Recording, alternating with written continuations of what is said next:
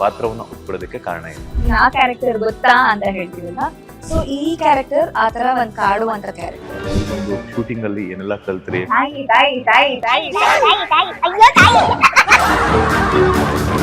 ಗೌತಿಗೂ ಆ ಕರಾವಳಿ ಭಾಗದ ಗಿರಿಜಾಗೂ ಏನೆಲ್ಲ ಡಿಫ್ರೆನ್ಸಸ್ ಇದೆ? Life and death. ಘಟಾನುಘಟಿ ಒಂದು ನಟರ ಜೊತೆ ಸ್ಕ್ರೀನ್ ಶೇರ್ ಮಾಡ್ಕೊಂಡಿರುವಂತದ್ದು. That is one thing which was like, you know, wow.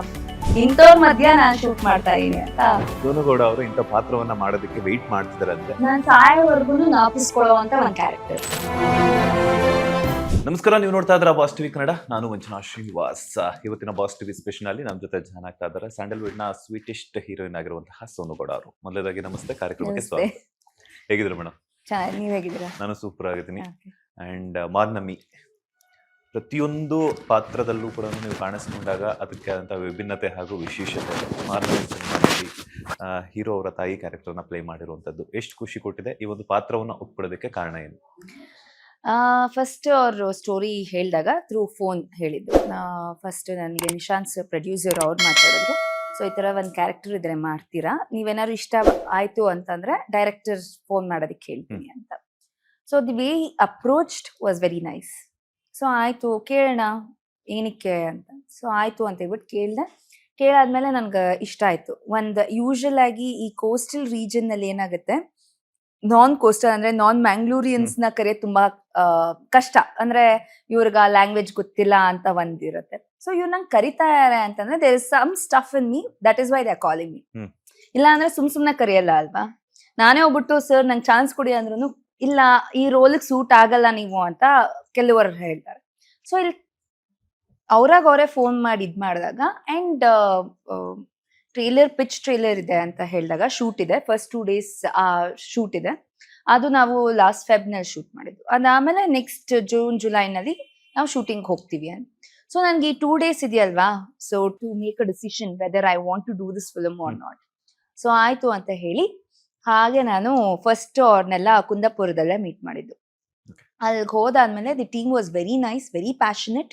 And ನನ್ನ ಕ್ಯಾರೆಕ್ಟರ್ ಬಗ್ಗೆ ಹೇಳ್ದಾಗ್ಲೂ ನೀವ್ ಹೇಳ್ದಂಗೆ ತಾಯಿ ಕ್ಯಾರೆಕ್ಟರ್ ಏನಪ್ಪಾ ಇದು ಇಷ್ಟು ಚಿಕ್ಕ ಏಜ್ಗೆ ಹಿಂಗ್ ಮಾಡ್ತಾ ಏನಲ್ಲ ಅಂತ ಅನ್ಕೋತಾ ಇದ್ದೆ. ಬಟ್ ದೆನ್ ವೆನ್ ಐ ಓದ್ ದ ಸ್ಕ್ರಿಪ್ಟ್ ಕೇಳಿದಾಗ ವೈ ಡೋಂಟ್ ಐ ಟ್ರೈ? ಯಾರ್ಯಾರು ಏನೇನೋ ಮಾಡಿ ಸಕ್ಸಸ್ ಆಗ್ಯಾರೆ, ನಾನು ಇಲ್ಲಿ ಬಂದಾದ್ರೆ ಒಂದು experiment. So it's a gut feeling again. So just explore ಮಾಡ್ತಾ ಇದೀನಷ್ಟೆ. ಅಂಡ್ ಒಂದು ಏನು ಅಂತಂದ್ರೆ ಚರಣ್ ಸರ್ ಆಗಿರ್ಬೋದು, ಇಲ್ಲ ಶಿವು ಸರ್ ನಮ್ ಕ್ಯಾಮ್ರಾಮನ್ ಆಗಿರ್ಬೋದು, ಇವರೆಲ್ಲ ಟೆಕ್ನಿಷಿಯನ್ಸ್ ಅವ್ರ ಡೇಟ್ಸ್ಗಳು ತಗೊಳೋದೇ ತುಂಬಾ ಕಷ್ಟ. ಇವಾಗ ಚರಣ್ ಸರ್ನ ನಾವು ಹುಡ್ಕೋದೇ ಸಖತ್ ಕಷ್ಟ. ಸೊ ಅಂತದ್ರಲ್ಲಿ he has accepted this film ಅಂತಂದ್ರೆ there is some drive, there is something which is ಅಂದ್ರೆ ಅವ್ರಿಗೂ ಮಾಡ್ಬೇಕು ಅಂತ ಇದೆಯಲ್ವಾ. ಸೊ ನಾನು ಏನಕ್ಕೆ ಮಾಡಬಾರ್ದು, ಇಂಥ ಒಳ್ಳೆ ಟೆಕ್ನಿಷಿಯನ್ಸ್ ಫಿಲ್ಮ್ ನಲ್ಲಿ ನಾನು ಯಾಕೆ ಭಾಗಿಯಾಗಿರ್ಬಾರ್ದು? Though I don't play the you know heroine ಆ ಒಂದು ಕ್ಯಾರೆಕ್ಟರ್ ಬಿಟ್ಟು ಬೇರೆ ಕ್ಯಾರೆಕ್ಟರ್ ಏನಕ್ಕೆ ಮಾಡಬಾರ್ದು? Because I have also tried this before. So it's okay for me. So ಆಯ್ತು ಅಂತ ಹೇಳಿ ಹಾಗಾಗಿ ನಾನು ಈ ಫಿಲ್ಮ್ನ ಹಂಗೆ ಒಪ್ಕೊಂಡೆ. ಓಕೆ, ಪ್ರತಿಯೊಂದು ಕ್ಯಾರೆಕ್ಟರ್ನ ಚೂಸ್ ಮಾಡ್ಕೊಂಡಾಗಲೂ ಅದಕ್ಕೆ ಆದಂತಹ ಒಂದು ತೂಕ ಇರ್ತೈತೆ. ಕ್ಯಾರೆಕ್ಟರ್ಗೂ ಇನ್ನೊಂದು ಕ್ಯಾರೆಕ್ಟರ್ನ ಒಪ್ಕೊಂಡಾಗ ಡಿಫ್ರೆನ್ಸಸ್ ಅನ್ನೋದು ಎದ್ದು ಕಾಣ್ತಾ ಇರುತ್ತೆ. ಸೊ ಈ ತರ ತಾಯಿ ಕಂಟಿನ್ಯೂಸ್ ಆಗಿ ಒಂದಷ್ಟು ಸಿನಿಮಾಗಳಲ್ಲಿ ತಾಯಿ ಕ್ಯಾರೆಕ್ಟರ್ನ ಮಾಡಿದಾಗ್ಲೂ ಕೂಡ ಈ ಒಂದು ಕ್ಯಾರೆಕ್ಟರ್ ಏನ್ ಸ್ಪೆಷಲೈಸೇಷನ್ಸ್ ನಿಮ್ಗೆ ಹೆಚ್ಚಾಗಿ ಕಾಣಿಸ್ತು ಅಂತ? ಒಂದೇನು ಅಂತಂದ್ರೆ ನನ್ನ ಕ್ಯಾರೆಕ್ಟರ್ ಯಾವ ರೀತಿ ಬೀರತ್ತೆ ಒಂದ್ ಸೊಸೈಟಿಗೆ. ನಾನೇನೋ ಒಂದು ಈ ಫಿಲ್ಮ್ ಮಾಡ್ತಾ ಇದೀನಿ ಅಂತಂದ್ರೆ ಇದು ನೋಡೋರ್ಗೆ ಹೇಗೆ ಅದು ಪರಿಣಾಮ ಬೀಳತ್ತೆ. So film is a expression which emotionally and mentally drive ಆಗೋವಂಥದ್ದು. ಕೆಲವೊಂದು ಕ್ಯಾರೆಕ್ಟರ್ಸ್ ನಮ್ ಫ್ರೆಂಡ್ಸ್ ಜೊತೆ ಮಾತಾಡ್ತಾರ, ನೀನ್ ಆ ಕ್ಯಾರೆಕ್ಟರ್ ಗೊತ್ತಾ ಅಂತ ಹೇಳ್ತೀವಲ್ವಾ. ಸೊ ಈ ಕ್ಯಾರೆಕ್ಟರ್ ಆ ತರ ಒಂದ್ ಕಾಡುವಂತ ಕ್ಯಾರೆಕ್ಟರ್. ಸೊ ಯಾಕೆ ಮಾಡಬಾರ್ದು? So there is nothing wrong ಅಂತ ಅಂದ್ರೆ ಒಂದು ಟ್ಯಾಬೋನ ಬ್ರೇಕ್ ಮಾಡ್ತಾ ಇರೋದಷ್ಟೇ.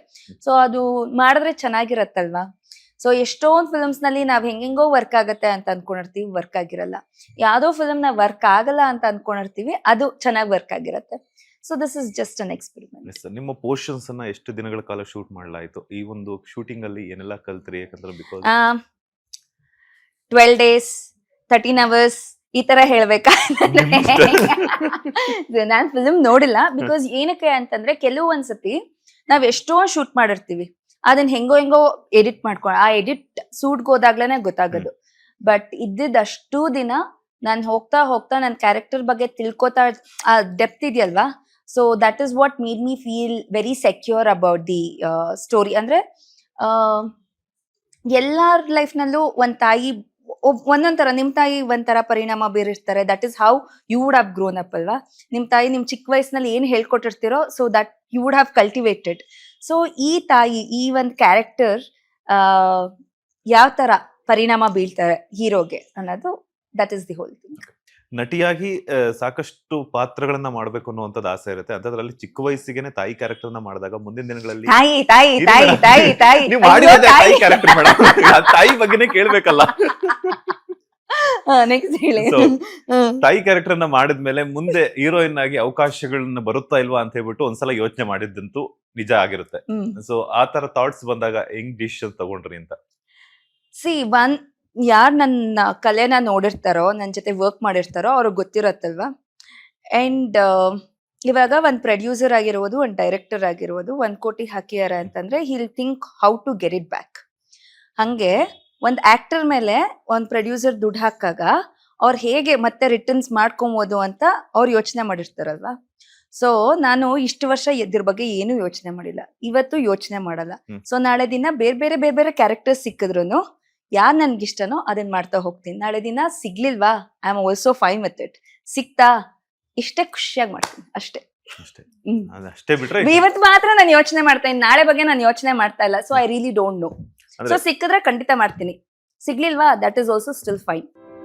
1,65,00,000ಕ್ಕೂ ಅಧಿಕ ಕುಟುಂಬಗಳಿಗೆ ಪ್ರತಿ ತಿಂಗಳು 200 ಯೂನಿಟ್ ಉಚಿತ ವಿದ್ಯುತ್ ನೀಡುವ ಗೃಹಜ್ಯೋತಿ ಯೋಜನೆಯಿಂದಾಗಿ ರಾಜ್ಯದ ಮನೆಗಳಲ್ಲಿ ನೆಮ್ಮದಿಯ ಬೆಳಕು ಮೂಡಿದೆ. ವಿದ್ಯುತ್ ಬಿಲ್ ಹೊರೆ ತಪ್ಪಿ ಉಳಿತಾಯ ಮನೆ ಮಾಡಿದೆ. ನಾಡಿನ ಮನೆ ಮನಗಳಲ್ಲಿ ಭರವಸೆ ಬೆಳಗುತ್ತಿದೆ. ನಾವು ನುಡಿದಂತೆ ನಡೆದಿದ್ದೇವೆ, ನಿಮ್ಮ ಪ್ರೀತಿ ವಿಶ್ವಾಸವನ್ನ ಉಳಿಸಿಕೊಂಡಿದ್ದೇವೆ. ಗ್ಯಾರಂಟಿ ಸರ್ಕಾರಕ್ಕೆ 1000 ದಿನಗಳು, ನನಸಾಗಿದೆ ಕೋಟಿ ಕನಸುಗಳು. ಸೋನು ಗೌಡ ಅವರು ಏನೇ ಆದ್ರೂ ಕೂಡ ಲೈಫಲ್ಲಿ ಅಟ್ ಪ್ರೆಸೆಂಟ್ ಥಿಂಕ್ ಮಾಡ್ತಾರೆ ಅಂತ ಆಯ್ತು. ಯಾ.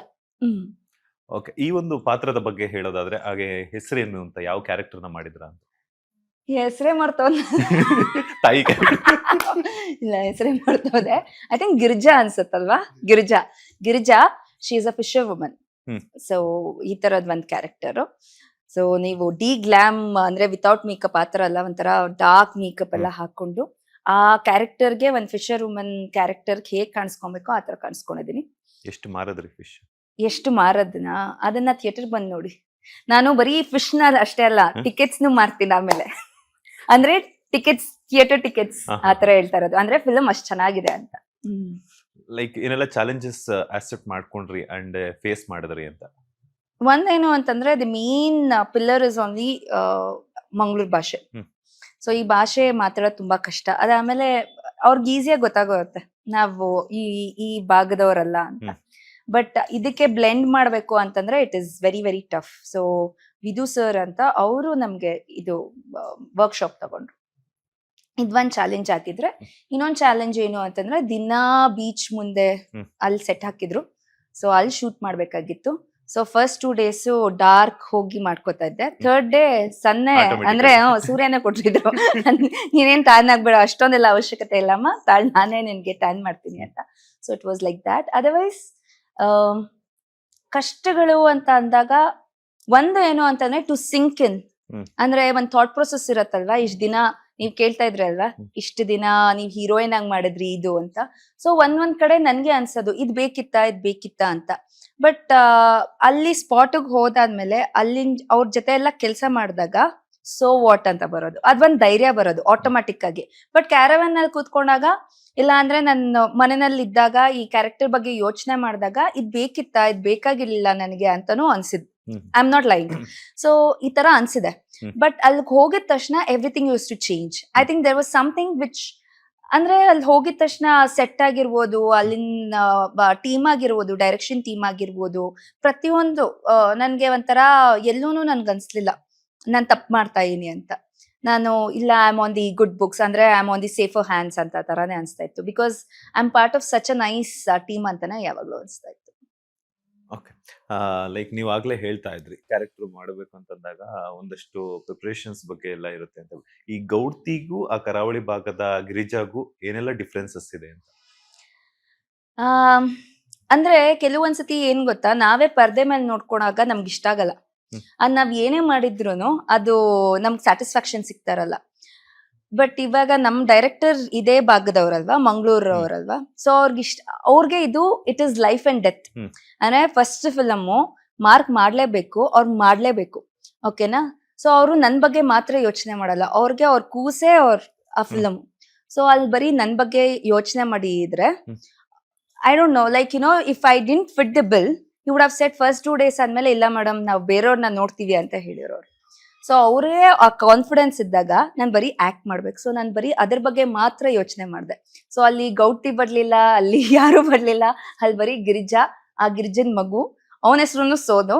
ಸೊ ಅದಾದ್ಮೇಲೆ ರಾಧಾ ಮ್ಯಾಮ್ ಇದ್ರು, ಪ್ರಕಾಶ್ ಸರ್ ಇದ್ರು. ಸೊ ಅದ್ರ ಮಾತ್ರ ಯೋಚನೆ ಮಾಡ್ತಾ ಇದ್ದೆ. ಸೊ ಅಲ್ಲಿ ಬೇರೆದ್ ಯಾವ್ದು ನಂಗೆ ಕಾಣಿಸ್ತಾ ಇರ್ಲಿಲ್ಲ. ಏನಕ್ಕಂದ್ರೆ ಅವ್ರಿಗೆ ಕಾನ್ಫಿಡೆನ್ಸ್ ಇದ್ದಾಗ ನಾನೇನಕ್ಕೆ ಡೌಟ್ ನನ್ ತಲೆಗೆ ಹಾಕೊಳ್ಳಿ ಅಂತ I did not think about it.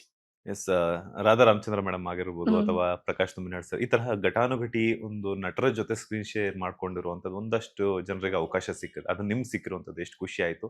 ಅವ್ರ ಜೊತೆ ಏನ್ ಕಲಿತ್ರಿ ಅಂತ? ಒಂದು ಡೆಡಿಕೇಶನ್. ನಮ್ಮ ಶೂಟ್ ಫೆಬ್ರವರಿನಲ್ಲಿ ಶೂಟ್ ಆಯ್ತು. ಅದಾದ್ಮೇಲೆ we were supposed to shoot in July.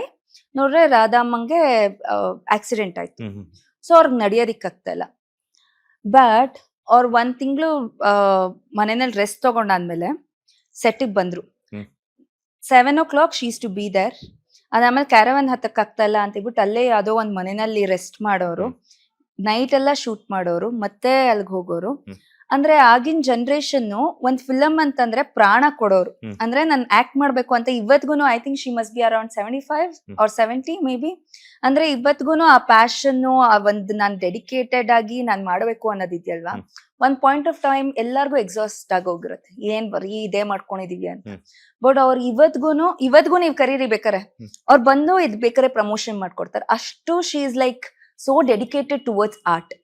So hats off to her ಅಂತ ಅನ್ಸ್ತು. ಬಿಕಾಸ್ ಅಷ್ಟು ಪೇನ್ ಇದ್ರೂನು ಏನು ಯಾವ್ದಕ್ಕೂ ಇದನ್ನದು ತೊಂದರೆ ಕೊಡ್ದೇನೆ ನಮ್ಮ ಡೈರೆಕ್ಟರ್ಗಾಗಿರ್ಬೋದು, ಇಲ್ಲ ಪ್ರೊಡ್ಯೂಸರ್ಗಾಗಿರ್ಬೋದು, ನನ್ಗಾಗಿರ್ಬೋದು. So she was extraordinary. And Prakash sir ಬಗ್ಗೆ ಮಾತಾಡ್ಬೇಕು ಅಂತಂದ್ರೆ, ಇಲ್ಲಿ ಶೂಟಿಂಗ್ ಮಾಡೋರ, ರಾತ್ರಿ ಉಡುಪಿಗೆ ಹೋಗೋರು, ಅಲ್ಲಿ ನಾಟಕ ಮಾಡೋರು, ಮತ್ತೆ ಇಲ್ಲಿ ಬೆಳಗ್ಗೆ ಬರೋರು, ಇಲ್ಲಿ ಶೂಟ್ ಮಾಡೋರು. That is the way of dedication he use to have. ಅಂದ್ರೆ ಬರೀ ಅವ್ರ ಲೈಫ್ ಪೂರ್ತಿ ಅವರು ಹೆಂಗೆ ಅಂತಂದ್ರೆ ಒಂಥರ they have dedicated their life to art. So ಅಂತವ್ರ ಜೊತೆ ನಾನು ಆಕ್ಟ್ ಮಾಡ್ತಾ ಇರೋದೇ ನನ್ ಪುಣ್ಯ. So it is a blessing.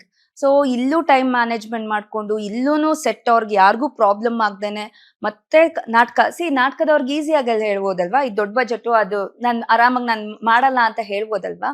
It is very easy to say no, but he did not do that. It is a commitment. I have to go there. That is my route.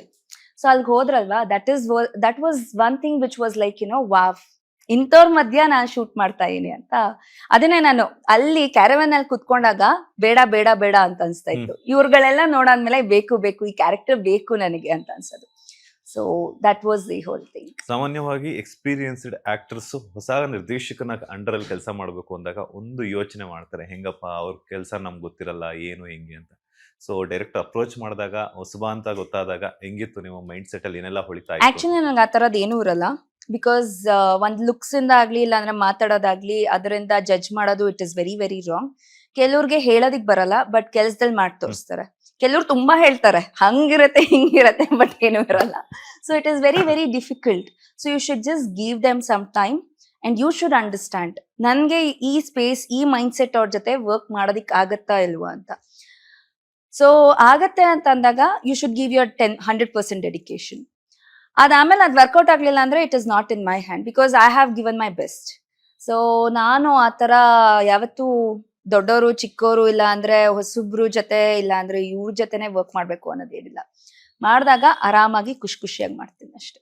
ಆಗ್ಲೇ ಹೇಳಿದ್ರಿ D glam look ಅಲ್ಲಿ ಕಾಣಿಸ್ಕೊಂಡಿದೀನಿ, 3ನೇ ದಿನಕ್ಕೆ ಸೂರ್ಯನೇ ನಂಗೆ tanning ಎಲ್ಲ ಕೊಟ್ಬಿಟ್ರು ಅಂತ ಹೇಳ್ಬಿಟ್ಟು. ಸೋನು ಗೌಡ ಅವರ ಬ್ಯೂಟಿ ಸೀಕ್ರೆಟ್ ಏನು? It's jeans.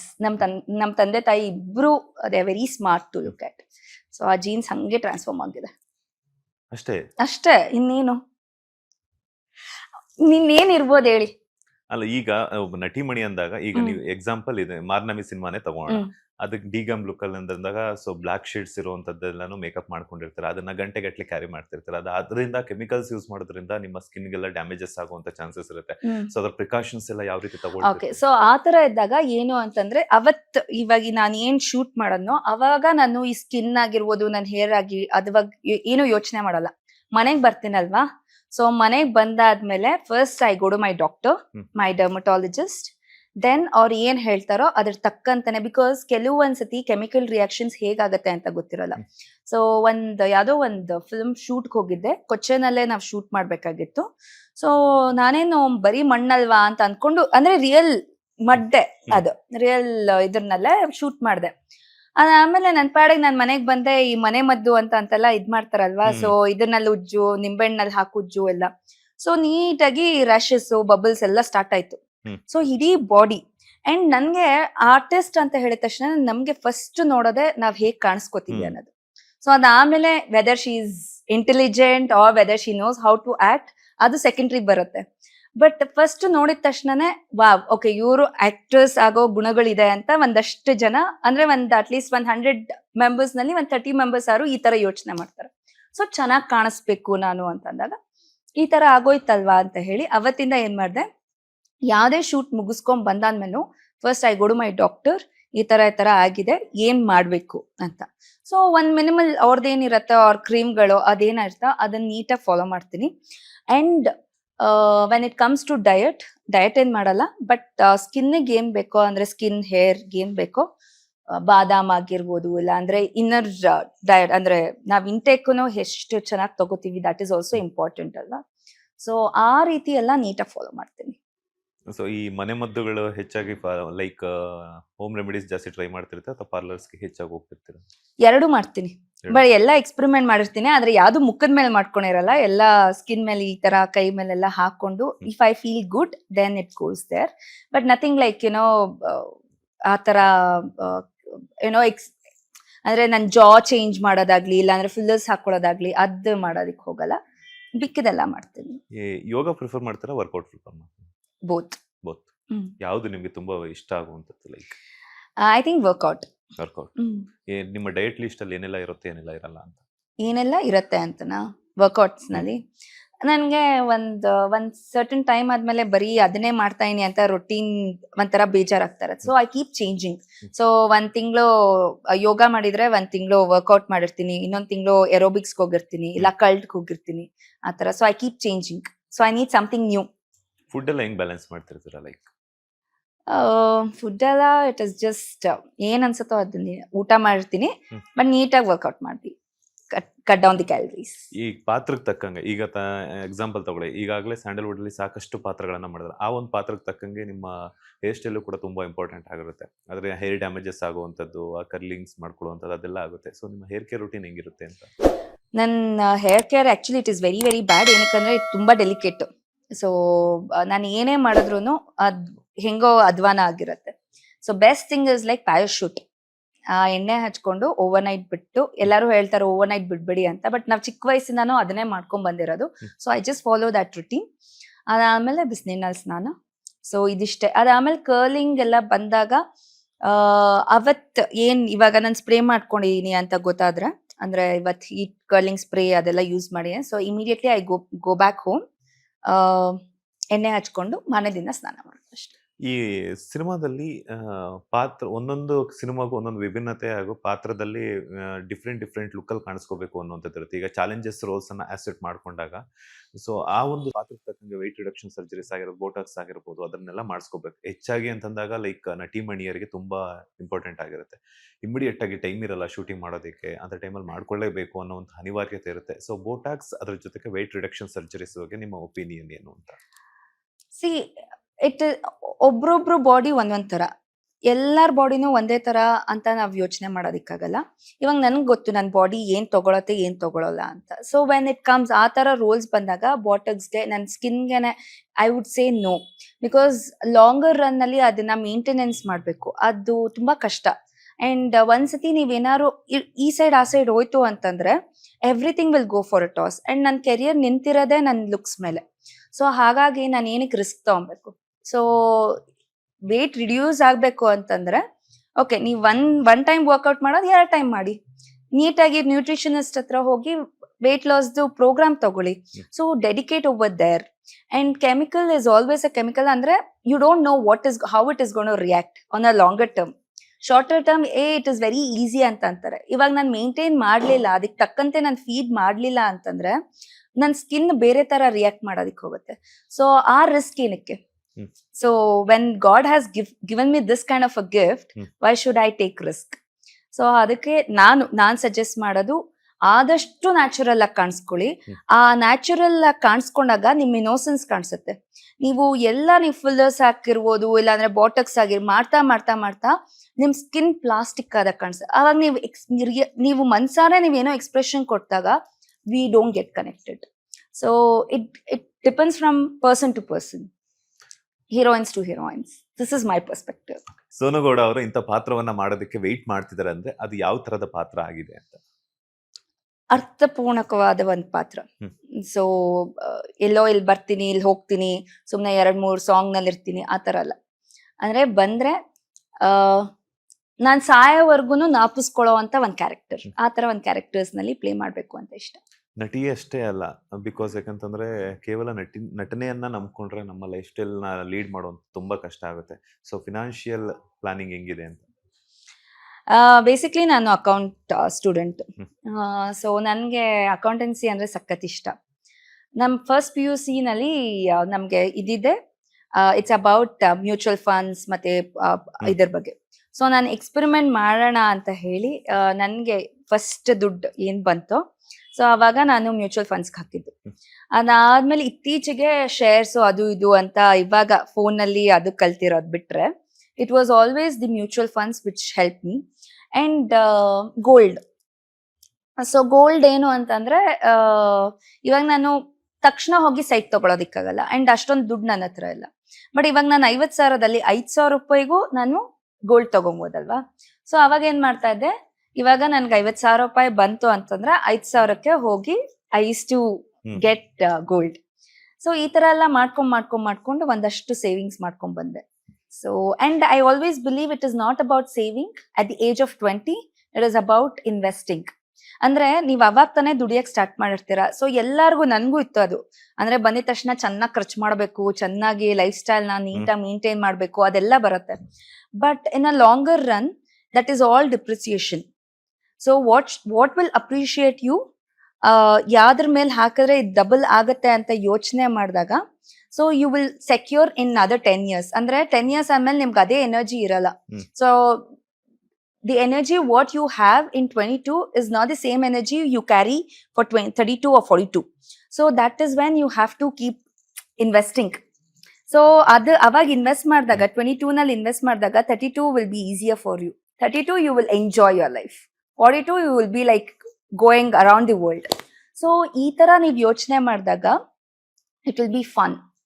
ಅಂದ್ರೆ ನೀವು through out your life it will be fun. ಇಲ್ಲ ಅಂದ್ರೆ ಹೆಂಗಾಗತ್ತೆ ಅಂತಂದ್ರೆ 22 ನೀನ್ ಖರ್ಚು ಮಾಡ್ಬಿಡಿದ್ಯಾ, 23 ಖರ್ಚು ಮಾಡ್ಬಿಡ್, 32 ನೀನ್ ಹಂಗೆ ಇರ್ತೀಯ, ಅದೇ ಪ್ಲೇಸ್ ನಲ್ಲಿ ಇರ್ತೀಯ. So that shouldn't be the case. So 22 ನಲ್ಲಿ ಇದ್ದಂಗೆ you should grow, you should invest ಅಂತ. ಅದಕ್ಕೋಸ್ಕರ ಅದೇನು ಹೇಳೋದು, ಸೇವಿಂಗ್. ಇವಾಗ ನಿಮ್ ಅಕೌಂಟ್ ನಲ್ಲಿ ನೀವು 50,000 ರೂಪಾಯಿ ಬಂದಾಗ ನೀವು 10,000 ರೂಪಾಯಿ ಅಲ್ಲಿ ಸೇವ್ ಮಾಡಿದ್ರೆ, ನೀನು ಲಾಕರ್ ಒಳಗಡೆ 10,000 ರೂಪಾಯಿ ಇಟ್ಟಂಗಷ್ಟೇ. ಅಂದ್ರೆ ನಿನ್ ಬೀರುನಲ್ಲಿ 10,000 ರೂಪಾಯಿ ಇಟ್ಟಂಗಷ್ಟೇ. So it should grow. So keep investing. ಮುಂದಾಲೋಚನೆ ಇರಬೇಕು. ಎಸ್, ಮುಂದಾಲೋಚನೆ. ಎಸ್. ನಟಿ ಆಗಿಲ್ಲ ಅಂತಂದ್ರೆ ಯಾವ ಪ್ರೊಫೆಷನ್ ಅಲ್ಲಿ ಇರ್ತಿದ್ರು ಈಗ?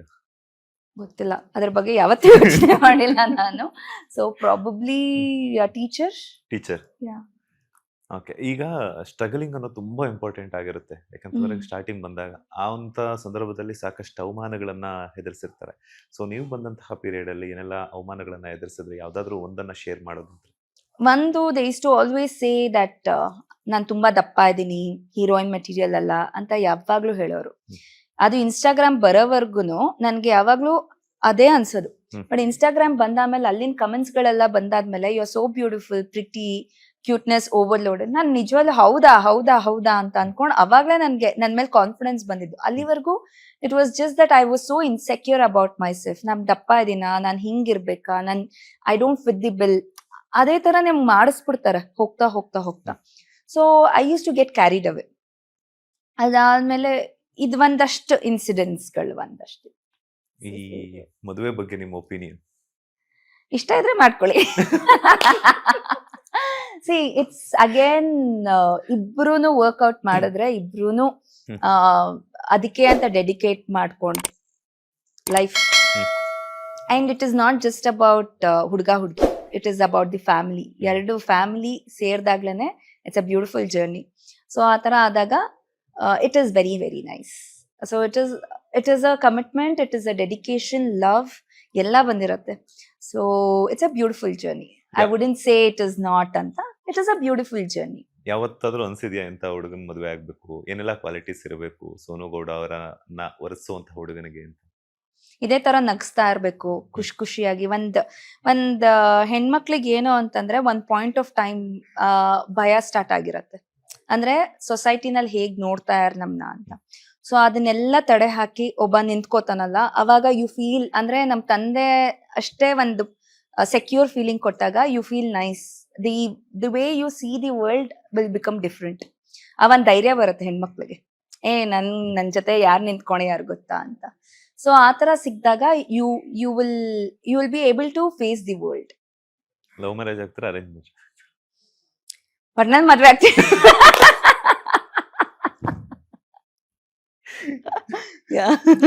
ಈಗ ಮೇಡಮ್, ನೀನು ಹೆಂಡಿಂಗ್ ಸ್ಟೇಜ್ ಅಲ್ಲೇ ಬರ್ತಾ ಇದೀವಿ. ಕಾಮನ್ ಆಗಿ ಅಕ್ಕ ಮದುವೆ ಆದ್ಮೇಲೆ ತಂಗಿಗೆ ಆಗುತ್ತೆ, ಬಟ್ ಅದು ಮದುವೆ ಅನ್ನೋದು ಅವ್ರವ್ರ ಪರ್ಸನಲ್ ಡಿಸಿಷನ್ ಆಗಿರೋದ್ರಿಂದ ನಿಮ್ಮ ತಂಗಿ ನೇಹ ಅವ್ರಿಗಾಯ್ತು, ಅದಾದ ನಂತರ ಮೊದಲೇ ನಿಮ್ದು ಆಗ್ಬೇಕಿತ್ತು. ಸೊ ಫ್ಯಾಮಿಲಿಯಲ್ಲಿ ಒಂದಷ್ಟು ಮಾತುಕತೆ, ನಿಮ್ದು ಯಾವಾಗ ನಿಮ್ ತಂಗಿಗೆ ಮದುವೆ ಆಯ್ತು ಮಗು ಆಯ್ತು ಅಂತ ಹೇಳ್ಬಿಟ್ಟೆಲ್ಲ ಕೇಳ್ತಾ ಇರ್ತಾರೆ. ಸೊ ಆತರ ಕೇಳಿದಾಗ ಏನ್ ಅನ್ಸುತ್ತೆ ನಿಮ್ಗೆ? ಏನೋ ಅನ್ಸಲ್ಲ. ಮುಂಚೆಲ್ಲ ಒಂಥರ ಅನ್ಸದ್ದು, ಇವಾಗಂತೂ ಏನೋ ಅನ್ಸಲ್ಲ. Because I am common. ಅದ್ ತುಂಬಾ ತಲೆಗೆ ಹಾಕೊಂಡಷ್ಟು ಅದು ಇದಾಗತ್ತೆ. ಇಟ್ಸ್ ಲೈಕ್ ಆದ್ರೆ ಆಗತ್ತೆ, ಆಗಿಲ್ಲ ಅಂದ್ರೂ ಇಟ್ಸ್ ಓಕೆ ಅನ್ನೋ ತರನೇ ಇದೆ. ಸೊ ಹಂಗೆ. ಈಗ ನೇಹ ಅವ್ರಿಗೆ ಪ್ರ್ಯಾಂಕ್ ಮಾಡ್ತೀರಂತ? ನಾನ ಏನಕ್ ಮಾಡ್ಲಿ? ಪಾಪ ಒಳಗ್ ಮಗು ಇದೆ, ಆ ಮಗು ನೋಡ್ಕೊಂಡು ನನ್ ಪ್ರ್ಯಾಂಕ್ ಎಲ್ಲ ಇದ್ ಮಾಡ್ತಾಳ. ಯಾರಿಗಾದ್ರೂ ಪ್ರ್ಯಾಂಕ್ ಮಾಡಿದ್ರೆ? And she nose very well ನಾನು ಇವಾಗ ಇಲ್ಲಿ ಬಂದಿರೋದು. ಸೊ ನಾನು ಏನೇ ಹೇಳಿದ್ರು ಇದೆಲ್ಲ ಗೊತ್ತಿರತ್ತೆ. ಏನಕ್ಕಂದ್ರೆ ಇದು ಸುಮಾರು ವರ್ಷಗಳಿಂದ ಮಾಡ್ಕೊಂಡ್ ಬಂದಿದೀವಲ್ವಾ. ಸೊ ಇವಾಗ ಅಲ್ಲಿ ಇಂಟರ್ವ್ಯೂ ನಲ್ಲಿ ಇದ್ಯಾ, ಅದಕ್ಕೆ ಹೆಂಗ್ ಮಾತಾಡ್ತಾ ಇದ್ಯಾ ಅಂತ ಕೇಳ್ತಾರೆ. ಚಂದನ್ ಅವ್ರ ಚಂದನ್ ಶೂಟಿಂಗ್ ನಲ್ಲಿ ಇದ್ದಾನೆ, ಹೊಸ ಸೀರಿಯಲ್ ಒಪ್ಕೊಂಡ. ಸೊ ಅದ್ರ ಶೂಟಿಂಗ್ ನಲ್ಲಿ ಇದ್ದಾನೆ. ನೀವು ಡಿಸಿಷನ್ ತಗೊಂಡ್ರೆ ನಾನು ಬೇಡ ಅಂತ? ಬೇಡ, ನಾನು ಯಾರಿಗೂ ಕಾಲ್ ಮಾಡಲ್ಲ, ಆರಾಮಾಗಿ ಕೂತ್ಕೊಂಡು ನೀಲ್ ಟೈಮ್ ಪಾಸ್ ಮಾಡ್ತೀನಿ ಅಂತ. ಫೈನಲಿ ಮಾರ್ನಂಬಿ ಸಿನಿಮಾದ ಬಗ್ಗೆ, ನಿಮ್ಮ ಕ್ಯಾರೆಕ್ಟರ್ ಬಗ್ಗೆ ಏನ್ ಹೇಳ್ತೀರಾ ಅಂತ?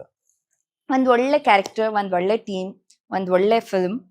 ಅಂಡ್ ಎಲ್ಲರೂ ಹೇಳ್ತಾರೆ ನಮ್ ಫಿಲ್ಮ್ ಹಂಗ್ ಮಾಡಿದೀವಿ, ಹಿಂಗ್ ಮಾಡಿದೀವಿ. ನಾವು ಅಷ್ಟೇ ತುಂಬಾ ಡೆಡಿಕೇಟೆಡ್ ಆಗಿ, ಪ್ಯಾಷನೇಟ್ ಆಗಿ, we have put our heart and ಸೋಲ್.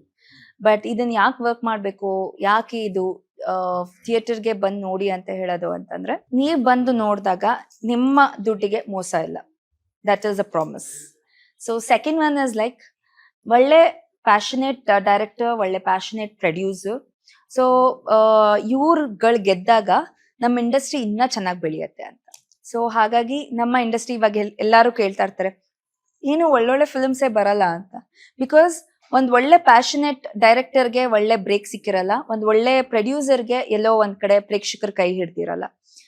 ಮೊನ್ನೆ ನಂದೇ ಆದಂತ ಒಂದ್ ಫಿಲ್ಮು, ಯಾವ್ದೋ ಬೇರೆ ಸ್ಟೇಟ್ ನಲ್ಲಿ ಮರೀಚಿ ಬಗ್ಗೆ ಫಿಲ್ಮ್ ಬಗ್ಗೆ ಒಳ್ಳೇದ್ ಮಾತಾಡಿದ್ದಾರೆ. So which hardly like Kannada audience ಅದನ್ನ ನೋಡಿದ್ರು ಅಂತ. ಸೊ ನಮ್ ಬೇರೆ ಸ್ಟೇಟ್ ಅವ್ರು ಹೇಳೋವರೆಗೂ ನಾವ್ ನೋಡ್ಬಾರ್ದಾ? ನೋಡ್ಬೇಕು ತಾನೆ. ಇಟ್ ಇಸ್ ಜಸ್ಟ್ ನೀವೆಲ್ಲೋ ಒಂದ್ ಫಿಲಮ್ ನೋಡಿದ್ರೆ ಒಂದ್ ಬುಕ್ ಓದ್ದಂಗೆ. So you should always give it a try. And watching films will also relax your mind. ಒಂದ್ ಕಾಡೋ ಅಂತ ಫಿಲ್ಮ್ಸ್ ಇರತ್ತೆ, ಒಂದು ಖುಷಿ ಕೊಡೋ ಅಂತ ಫಿಲ್ಮ್ಸ್ ಇರತ್ತೆ. ಇವಾಗ ಕಾಂತಾರ ನೋಡಿದಾಗ ಒಂದ್ ಡಿವೈನ್ ಬರುತ್ತೆ, ಒಂದ್ ಸೂ ಫ್ರಮ್ ಸೋ ನೋಡಿದಾಗ ಒಂದ್ ಖುಷಿ ಕೊಡೋ ಅಂತ ಫಿಲ್ಮ್. ಇದು ಹಾಗೆ ನಿಮ್ಗೆ ಮನ್ಸ್ನ ಸೆಳೆಯೋ ಅಂತ film. So this will definitely win your heart.